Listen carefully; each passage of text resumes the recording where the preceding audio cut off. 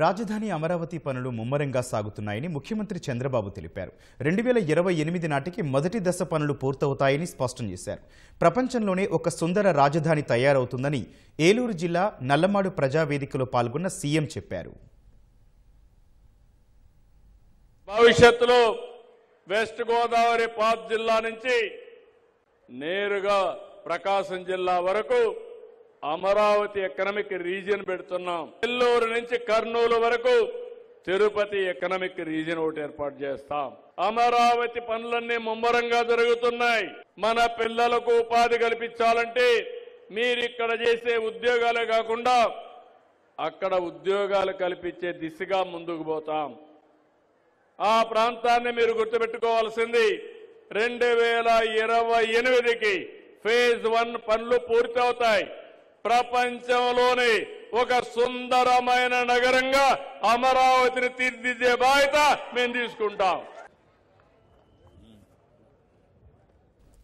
పవన్ కళ్యాణ్ పదే పదే చెబుతున్నట్లుగా మరో 15 ఏళ్లు కూటమి ప్రభుత్వం అధికారంలో ఉండాలని సీఎం ఆకాంక్షించారు. సంక్షేమం, అభివృద్ధి, సుపరిపాలన మాట ఇచ్చాం, చేసి చూపుతున్నామని చెప్పారు.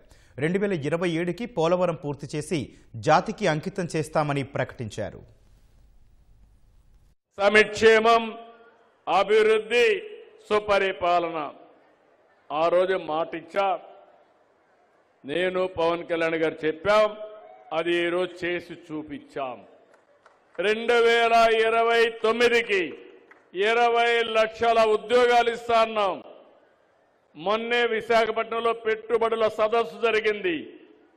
13,25,000 కోట్ల రూపాయలు పెట్టుబడులు పెట్టడానికి ముందుకు వచ్చారు.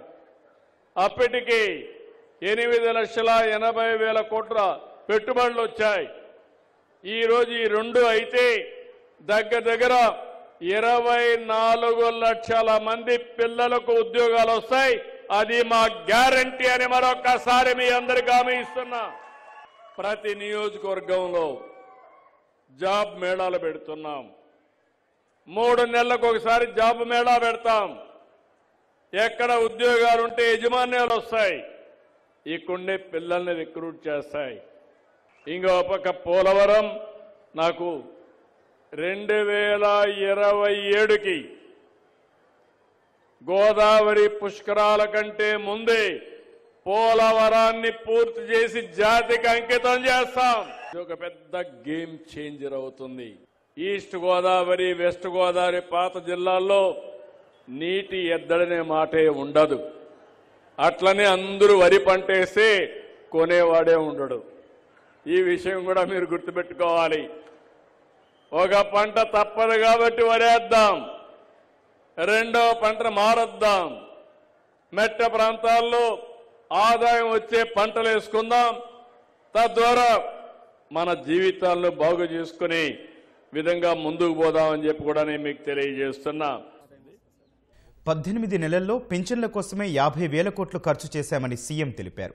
దేశంలో ఏ రాష్ట్రంలో కూడా ఈ స్థాయిలో పింఛన్ల ఖర్చు లేదన్నారు. 63,25,999 మందికి ఇస్తున్నాం. 2,739 కోట్లు పింఛన్ రూపంలో ఇస్తున్నాం. ఒకప్పుడు ఎవరైనా భర్త చనిపోతే భార్యకు పింఛన్లు ఇచ్చేవారు కాదు, వెయిట్ చేసేవాళ్ళు. ఈరోజు ఆటోమేటిక్ గా ఈ నెలలో చనిపోతే మొదటి తారీఖున మళ్ళీ పింఛన్ భార్యకి ఇస్తున్నాం. ఈ నెలలో మీరు చూస్తే 7,533 మందికి 3 కోట్ల రూపాయలతో పింఛన్లు విడుదల చేశాం. మన జనాభా 4,93,00,000 మంది. అందులో 13% మందికి పింఛన్ వస్తుంది. పింఛన్లు కూడా 59% మహిళలకే వస్తున్నాయి. మనం ఇచ్చే డబ్బుల్లో ఇప్పటి వరకు 50,000 ఇస్తే 30,000 కోట్ల రూపాయలు మహిళలకే ఇచ్చామని చెప్పి కూడా నేను మీకు తెలియజేస్తున్నా.